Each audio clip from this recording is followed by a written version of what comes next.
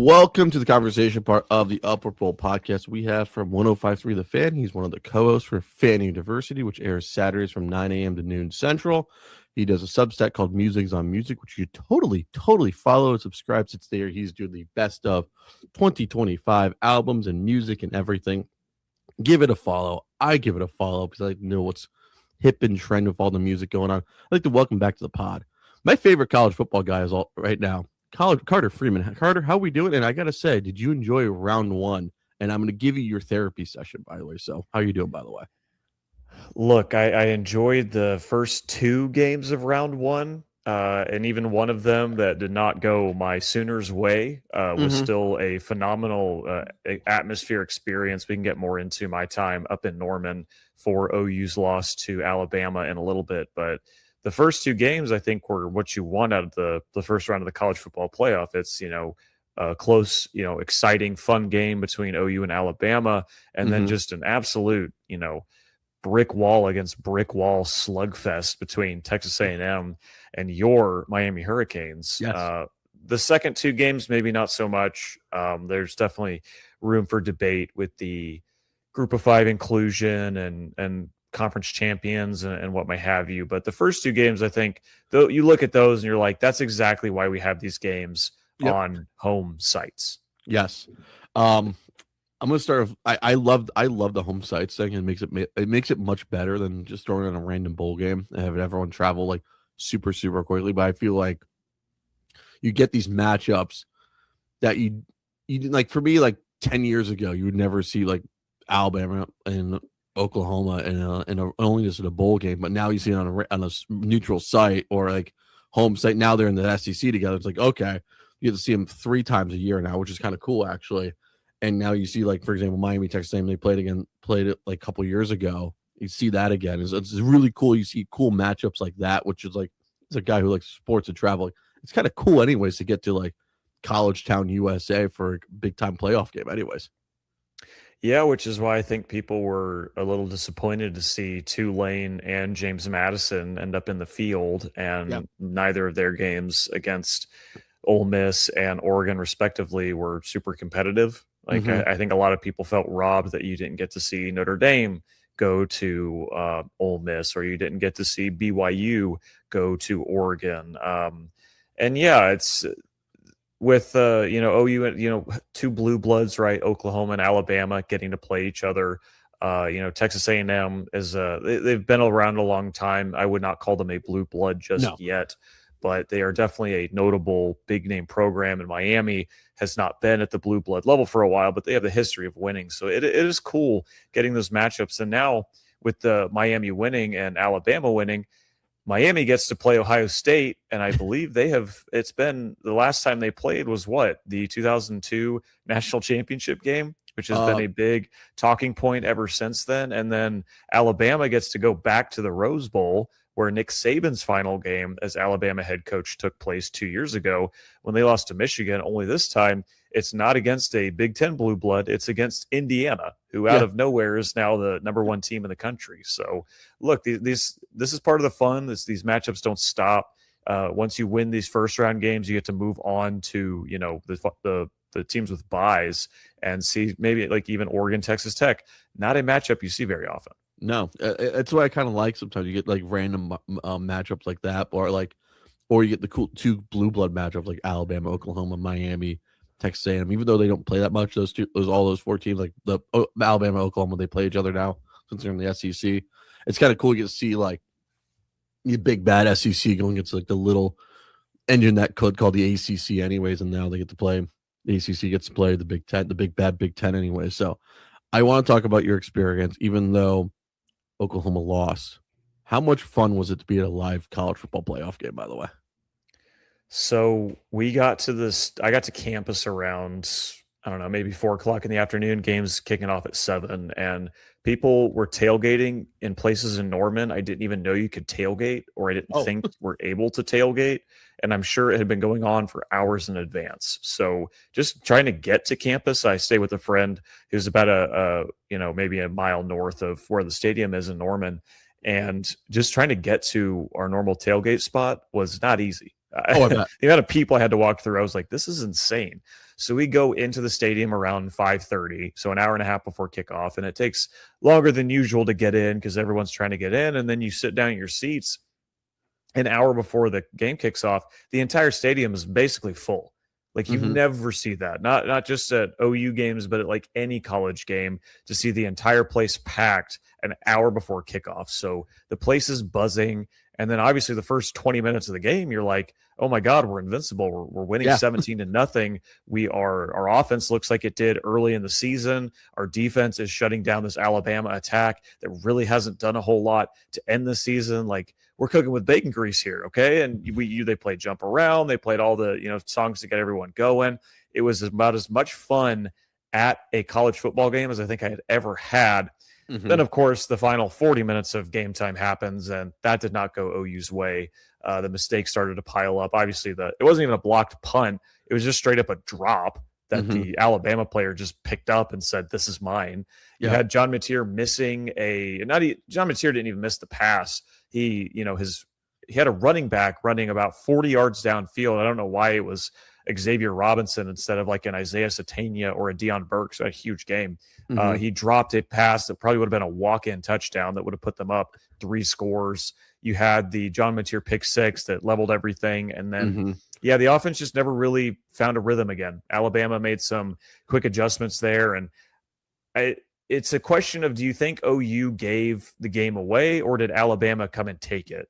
Because I think I lean more on the OU gave it away, because anytime you blow a 17-point lead at home, that's kind of the way things go. Because watching the game, Alabama didn't look like this unstoppable force like they were under Nick Saban.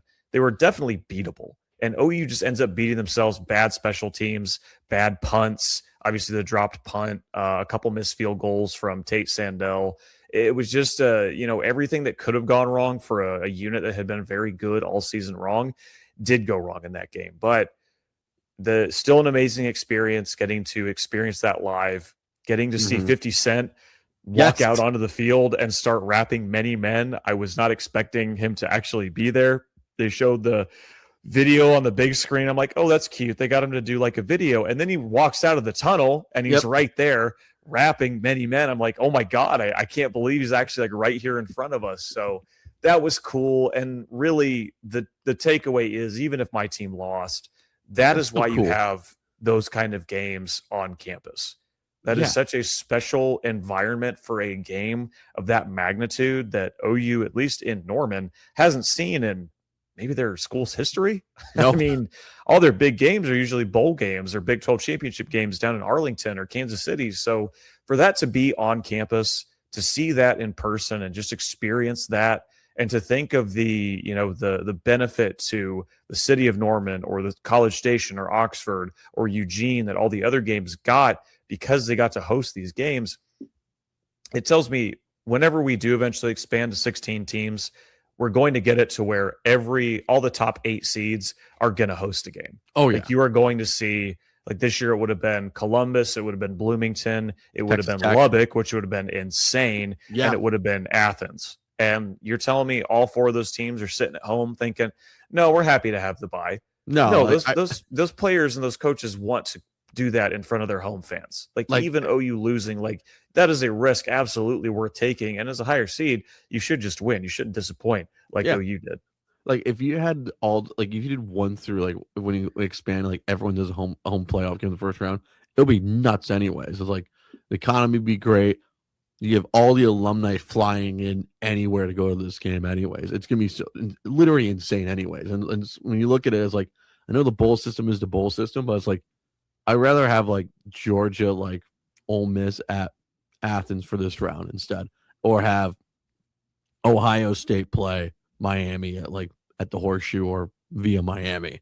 Be absolutely insanely imperfect anyways. So and look, this year I'm glad that the bowl system is still in place, because the Cotton Bowl here locally in Dallas is one of these quarterfinal games, and I'm going to that as media. So I'm like, that's great. But I'm with you, man. I think eventually we're going to expand this thing, and you've already seen the bowl system, the way teams at the tippity top, the ones that think they should be competing for national titles, you've already seen one of the big ones that got left out Notre Dame say we're not playing in the Pop-Tarts Bowl. We're not going to play in the Gator Bowl or the Sun Bowl or whatever we would have ended up in elsewhere. They just said we're just not going to take place in one of these games.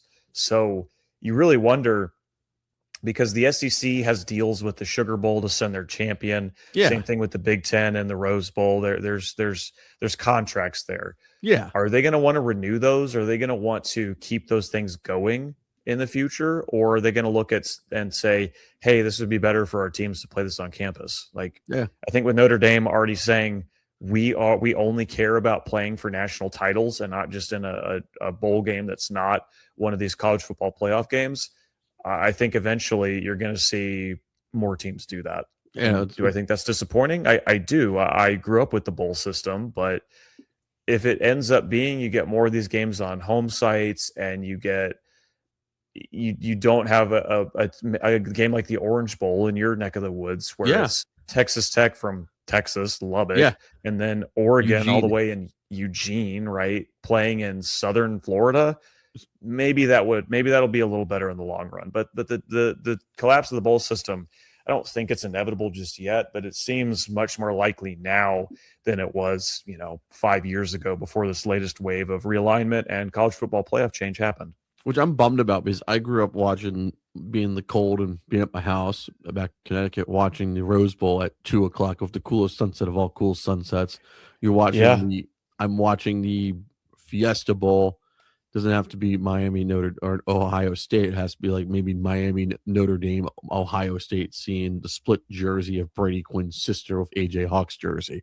Or you're watching the Orange Bowl, watching Virginia Tech beat up on Cincinnati anyways. It's like stuff like those cool little moments, like we were watching those, or the Fiesta Bowl with Ohio State losing to Texas anyways, which was also classic. One of my favorite bowl moments for Ohio State fans, losing it. See, the way you don't lose the Rose Bowl is you just change the schedule of the season. You move everything up, and Joey McGuire of Texas Tech can claim that this was his idea. Well, sorry, Joey, but about a year ago, I started espousing the same thing. I have the receipts to prove it. You start week 0 in the middle of August. You move you play a lot more games in week 0. You move week 1 up to, late August. You just move the season up. You remove a open week. You have your conference championship games done by November, and then you don't take a break in between the conference championships and the first round of the CFP. Yeah. That way, all of your games get done in December, and then your national championship game is at 2:00 Eastern, 3:00 Central at the Rose Bowl. Like, if it's up to me, in a perfect world, every year the national championship game would be in Pasadena, and you would have your best 2 teams play there. So you get the sunset, you get one of the granddaddy of them all. The no other sport really has a place like the Rose Bowl. No. And they need to use it right, because UCLA is not going to play there anymore. The Rose Bowl in itself is losing importance in this current state. And I know at this point, all these cities are just, begging the NCAA and the CFP that, oh, please let us host. Let's come to Tampa. Have this college football game at another lifeless NFL stadium. Like, no, have this thing in Pasadena. That's where it's been before. It's been there a million times. I don't think anybody in their right mind would say no in that scenario. I think if that ends up how it would be, yes. If it ends up in that situation, I don't think anyone's going to be upset. I think it just, in my mind, it makes sense. But even if you don't get the Rose Bowl as the site for the national championship game every year, still having it on January 1st every single year, I think makes a lot of sense, because then you're not competing with the NFL during your playoffs, because college football was never built for their playoffs to go head to head with NFL games. That doesn't make any sense for them to go head to head. So if you take December, then the NFL can have January and beyond. Definitely, for sure. And plus the Rose Bowl's kick ass anyways. When I think of other sports, like you had the Montreal Forum where the Canadians play in Maple Leaf Gardens and the old Boston Garden. Basketball, it's like the old Great Western Forum anyways. Baseball, you have Wrigley Field, but there's like something with college football with the Rose Bowl. It just looks perfect anyways. And this with the same Gabriel Meltons, as we're going to go very local here anyways. Yeah, I know. And if OU had won their game, they would have played in the Rose Bowl, and it would have been cool. But, look, instead you get Indiana, the upstart, taking on the blue blood of all blue bloods in Alabama in that game. So it should be a very interesting matchup regardless. All right, I got a few questions for you. All right, does Kalen DeBoer live another day since Bama unfortunately beat your Sooners? By the way, or do you think he's trying to find a way to get that Michigan job? You think? No, there was a time where I really thought he was going to leave. There was truly a time where I thought Kalen DeBoer is looking for any possible out to get out of Tuscaloosa and end up in Ann Arbor. But the longer this has gone along, and he's released a statement where he reaffirms his commitment to Alabama, which isn't it crazy, Trevor, that the sitting head coach at the University of Alabama has to deny rumors that he wants to leave. Sounds like Les Miles almost. Supposed to be the best job in the world and the country and in the sport, and he's having to put out statements saying, no, this is where I want to be, not in the cold in Michigan, in Tuscaloosa. Like it is truly crazy, but Kalen DeBoer invites that because every place he's been, he's left after 2 years, right? He was at Indiana for 2 years, he was at Fresno State for 2 years, he was at Washington for 2 years, and guess what, this is the second year at Alabama. So especially now that they've won their first college football playoff game, I think they're gonna.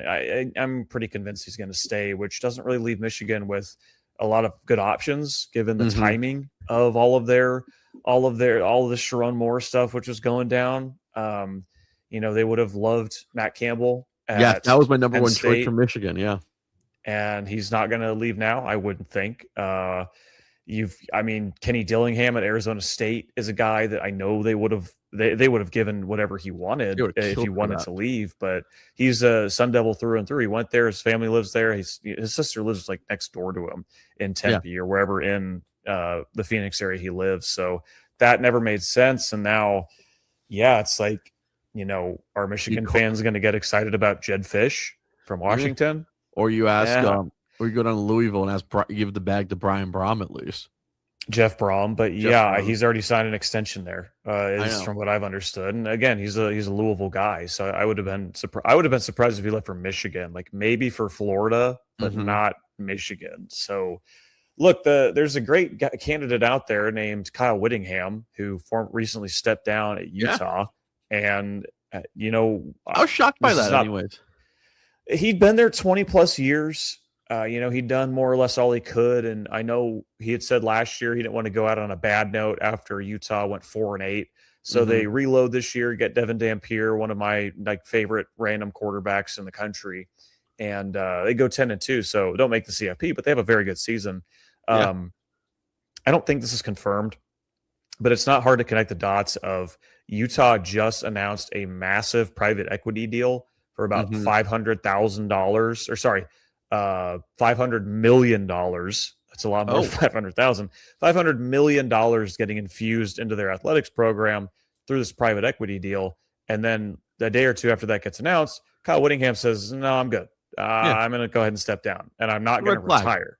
Yeah. So guess what? With the Big Ten wanting to do this big private equity deal to put all of this money into the hands of their schools instead of, approaching and trying to change and adjust all these inflated costs of everything.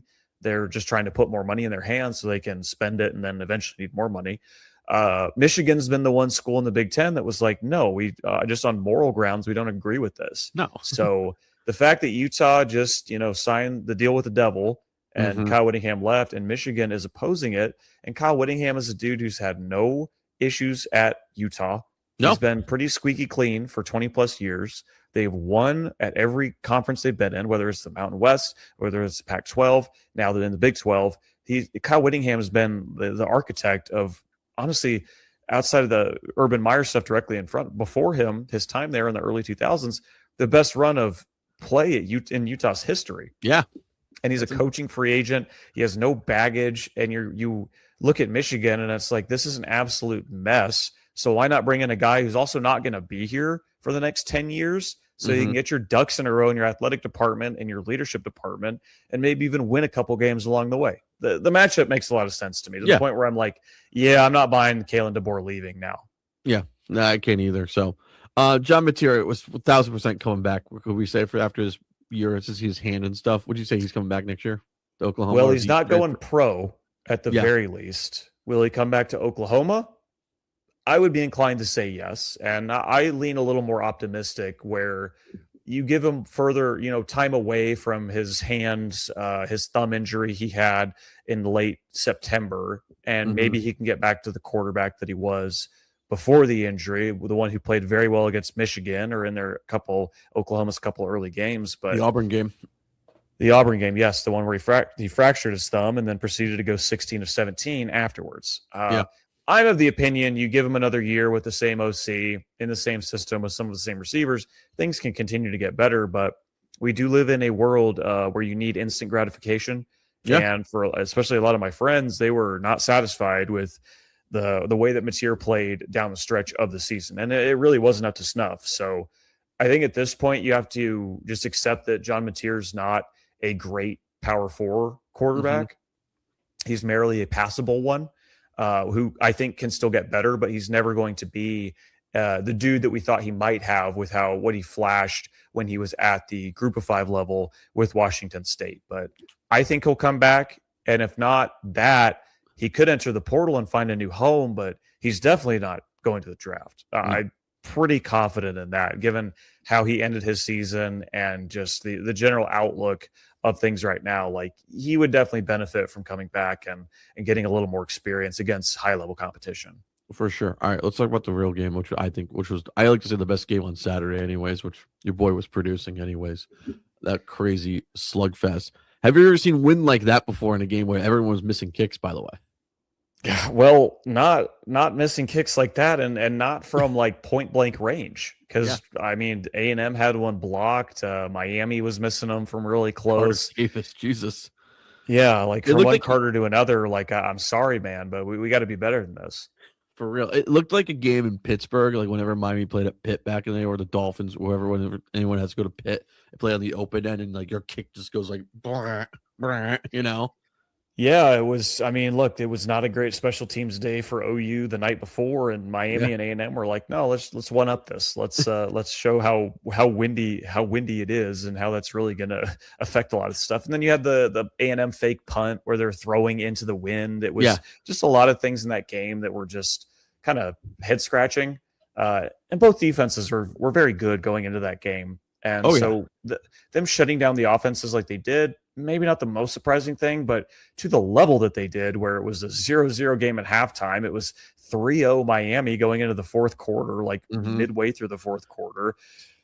That was just kind of like, wow, we are in bizarro land, we call it.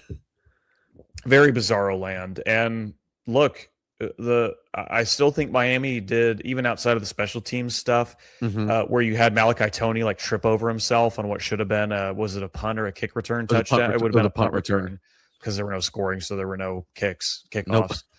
Nope. You had him tripping over himself there, but Mark Fletcher Jr. had 17 carries for like $172. Yeah, he had well over 150 rushing yards on only 17 carries, and it was like, on a day like this where the wind is as bad as it is, why are you only giving your running back, who at that point was averaging like 10 yards a carry, why are you only giving him 17 carries? Like, give him the ball more and move the ball on the ground. Like, it was just another one of those infuriating Mario Cristobal moments where, like, hey, this time it didn't come back to bite them. They found an opponent who was even more incompetent on offense that day than you were. So props to you. And this is the biggest game Miami has won in 20 years. More or less. We were saying that was the biggest game they've won since the 2001 Rose Bowl when they beat Nebraska. Yeah. So it's been a minute. It's been a minute. And that was I'll give Carson Beck credit. He didn't turn the ball over. No fumbles, no interceptions. I get that's when we know it's windy out, the weather conditions are crap. Just give the ball and make the smart passes or smart plays. Anyways, I give him props for that. So it was something that Miami did to end the season. Was they started playing a little more conservative, because then Miami's losses to Louisville and their lost to SMU. Carson Beck turned the ball over like it was his job. He did it way too much, and they were pressing too much. And Shannon Dawson, who I think is an excellent offensive mind, the Hurricanes OC, kind of started to figure things out. Scale the offense back a little bit. Don't overcomplicate it. Don't put it all in the hands of Carson Beck. Even with all the good playmakers around him, like he simplified things a little bit, and that really helped Miami blow their Final Four opponents out. And then in this game especially, they did enough to get the job done and now move on to face Ohio State. Yeah. On the Texas A&M side, this is going to leave a sour taste in your mouth for a long time. Oh yeah. OU Alabama, like very disappointing as an OU fan, but my team battled. It was somewhat I wouldn't say back and forth, but it was a game for most of that game. Mm-hmm. If I paid hundreds of dollars to go to College Station and watch my team score 3 points, including 0 points for the first 54 minutes of that game, that would have just made me rip my hair out. I mean, for the offense to look that bad, for Marcel Reed to have as good of a year as he did, and then just end it with a complete stinker like that, it makes you think that Colin Klein was the A&M offensive coordinator who's going back to Kansas State to be their head coach, going forward. Was his mind completely on this thing? I mean, I mentioned the fake punt into the wind. It was why were they throwing so much? It was that why wasn't Miami running as much? Well, A&M, you could have said the same thing, because it seemed like they're mostly ready to go as far as their running backs went. So yeah, man, I mean, to come out just sleepy like that at home is just the ultimate gut punch. It's that battered Aggie syndrome come back, and I don't look at it like the way that they've lost in the past, but it is certainly, for it to continue to happen to that school, disappointing for the Aggies. And you have a whole off season to sit on that and just hope that another year Marcel Reed, who I'd expect to come back, even if his great receiver Casey Concepcion isn't, he declared for the draft recently, that the offense can continue to get better with a new play caller. What do you think of Corey Heatherman as defensive coordinator? I know we love to give Shannon Dawson all his flowers and stuff, but I got to give this all to Corey Heatherman from Minnesota, and also from his tutelage of Greg Schiano, I like to say. Well, when you've got Reuben Bain Jr., when you've got Akeem Mesidor, when you've got Keontae Scott, you've got a bunch of guys for Miami who have, Mesidor and Scott they played 12 seasons in college football combined. So you've got a ton of experience who have been really good for a lot of the season. We forget how good the Miami defense was when they were losing those games to Louisville and SMU, but the defense, really, you could put that as probably the bigger strength of the team, even with some of the playmakers they have. So yeah, for him to get them to lock in and go in an environment like A&M where there's 110,000 people, bearing down on you at any given time, you have to give them credit, and you have to think that's going to be the reason that they would be competitive with Ohio State. You saw Indiana with their really good defense do a really good job of shutting down Jeremiah Smith, Carnell Tate, Bo Jackson, their freshman running, not that Bo Jackson, their freshman running back Bo Jackson, and Julian Sayin, the quarterback who'd had a great season. Well, Indiana and their great defense found a way to kind of slow them down in a way that nobody really had against Ohio State outside of Texas in week 1. Mm-hmm. So if you're Miami, you got to be feeling, look, we're playing with house money. We're the 10 seed in this thing. We got in by the grace of God, by the committee gaslighting Notre Dame for 2 weeks, but you kind of have a bit of a blueprint of what Indiana did to stop Ohio State. And I think you've got some of the pieces on defense, especially on the defensive line, to do that. Plus, Mario Cristobal knows how to beat Ohio State at Ohio State or anywhere, so which I like even more. He has done that once. That's a good point. Him and Oregon did that back in 2021. Yes. And but I still I don't know, man. It's Mario Cristobal. He can still lose you a game. I know, but I'm going by this mantra right now. When the Canes were a 13-point favorite versus Ohio State in the 02 Fiesta Bowl, and now I want the points for it to go up even more. Make it 13 points. I really want payback, so you know what, to Ohio State, just for my own pleasure, and I can blow up my phone to all my Ohio State friends who give me shit for almost for, it depends if it's Ja'Cory Harris, Stephen Morris, or anybody. So I kind of want to shove it in their face anyway. So that's just me anyways. Well, I bet you that Ohio State's pretty happy they picked the Cotton Bowl as their place to go, because if they had picked the Orange Bowl, this would have been basically a home game for Miami. Instead, they get the Cotton Bowl, where you will most likely have more Buckeye fans there than you will Miami fans. But it's not like Miami fans aren't going to travel. Plus, DFW is really easy to get to. But if A&M had won on Saturday, that would have been a de facto A&M home game in Oh yeah. Dallas. So that worked out for Ohio State and picking the bowl game they did. So so they get to pick so the higher seeds get to pick their bowl games. I did not know that, by the way. This year is, I believe, the last year where the Big Ten is contracted with the Rose Bowl to send their champion to it. Okay. And the SEC is contracted to send their champion to the Sugar Bowl. So no matter what, Indiana was going to the Rose Bowl and Georgia was going to the Sugar Bowl. But the other two, and if it was which I love, if it was the Fiesta, if it was the Fiesta and the Peach that were involved instead, and the Rose and the Sugar were the semifinal games, you would have gotten to, anyone would have picked wherever they wanted to go. And I would assume if you're one of the Big Ten schools and you get your first choice, you're going to pick the Rose Bowl. That's probably where you're going to go anyway. And then, Ohio State as the 2 seed, they got to choose between the Cotton Bowl and the Orange Bowl. And there are reasons for both, but they lucked out that Miami ended up winning, or maybe it was foresight that they knew Miami was going to win, picking there. And then Texas Tech is the 4 seed because Georgia was already contracted to go to the Sugar Bowl. They just got stuck with the Orange Bowl. So that's because you would think Texas Tech would want to play that game in Dallas. That's where they just won the Big 12. Yeah, there's a huge contingent of Red Raider graduates here and Red Raider fans in DFW, but Ohio State's had recent success there. They won the playoff game last year against Texas at the Cotton Bowl. They won the national championship there with Ezekiel Elliott, Cardale Jones back in for the 2014 season. Mm-hmm. So it makes sense that that's where they'd end up. But it is a bit of a shame that Texas Tech, coming off their best season in school history, they have to go to Miami instead of staying home in Dallas to play this game. Let's be honest here; those Lubbock kids need to enjoy some tanning a little bit in South Florida, anyways, for New Year's Eve. So you can't go wrong with that at all either. No, and you're just going to get nothing but dust and ants out in Lubbock. So and any excuse to get out of their comfort zone, good for them. Yes. I cannot wait for them to invade Fort Lauderdale Beach. Not really. All right. Let's talk about the 2 G5 teams, games that we were. I'm going to be honest with you. After the Miami game, I was doing post game, so I kind of kept an eye on the Tulane Ole Miss game, JMU Oregon game. I kind of checked out on because I was watching the Packers Bears game. I have an idea for you. I want to know if you thought of this, by the way. Okay. Would you be fine with all the G5 programs just do like a round robin tourney to figure out who will be the representation for the college football program, playoff representation? Like you do, I don't know, do a little who are the best of the best, like a playing game like the NBA does.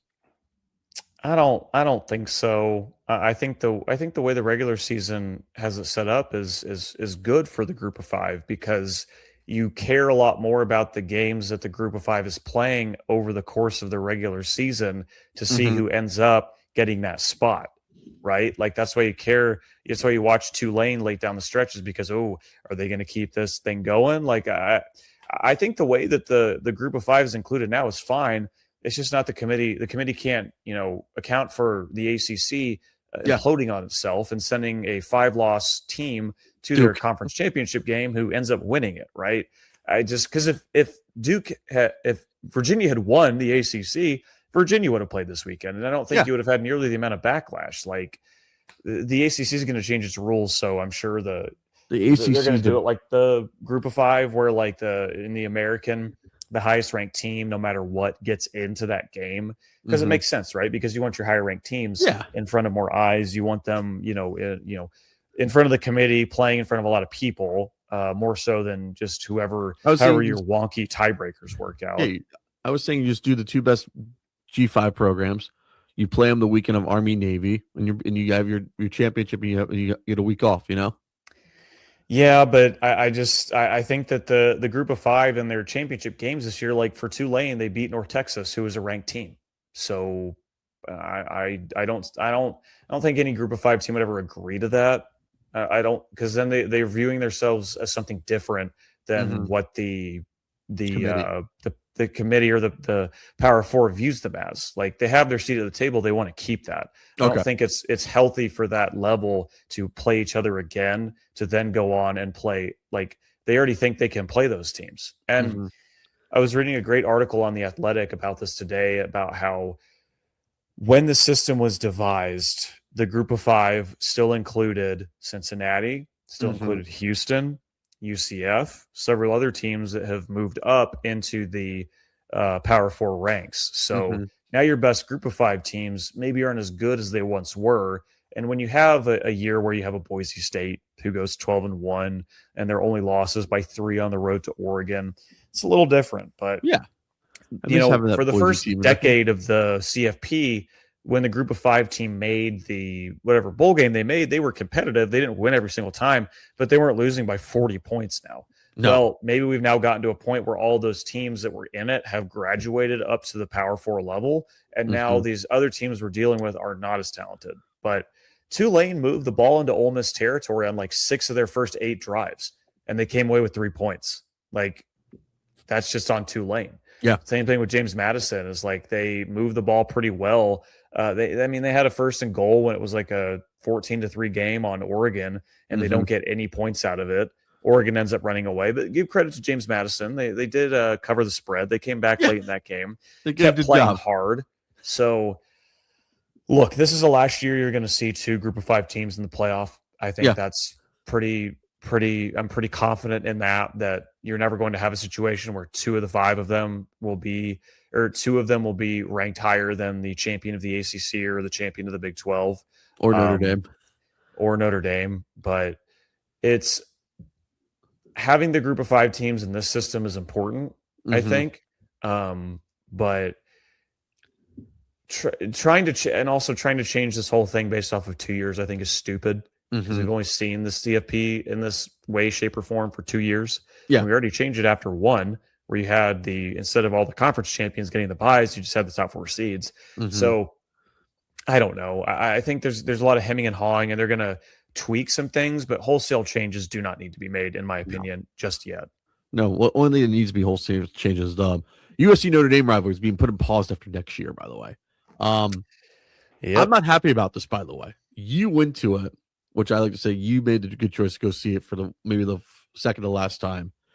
Who do we blame here, by the way? Do we blame USC, or we just start blaming Notre Dame for ruining all the fun, for all the rivalries? They ruined the Miami rivalry because they don't play every year. Now they ruined the USC rivalry. I mean, you can blame Kevin Warren, the former commissioner of the Big Ten, who was the one who, poached USC and UCLA from the Pac-12 and started the real demise of that conference. I think you could go back that far, but I mean, if you're USC, you saw Keyshawn Johnson come out recently and say, like, you just say we're scared, because that's what we are. Because USC is basically saying, like, well, we want as many easy games as we can get, and we don't want to play Notre Dame late in the season where we could get punished for it. And look, fair.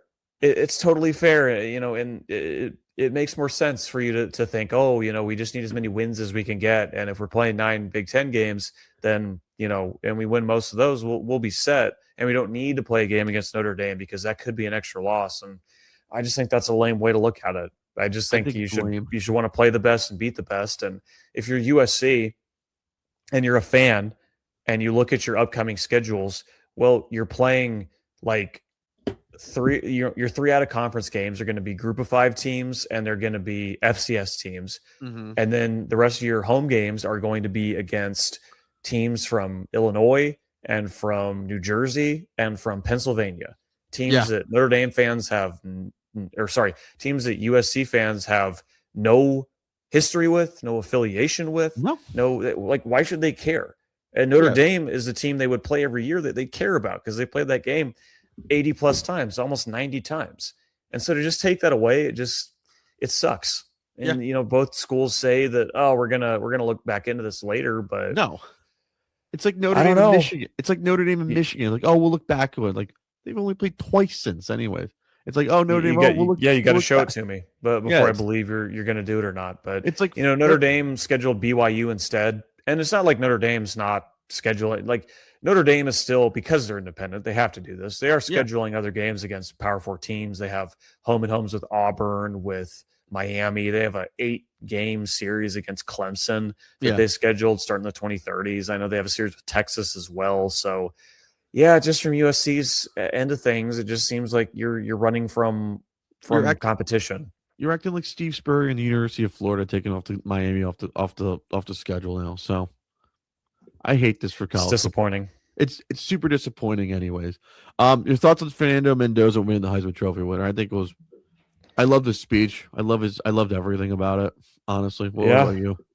he's a flipping Heisman winner, man. I mean, I would have.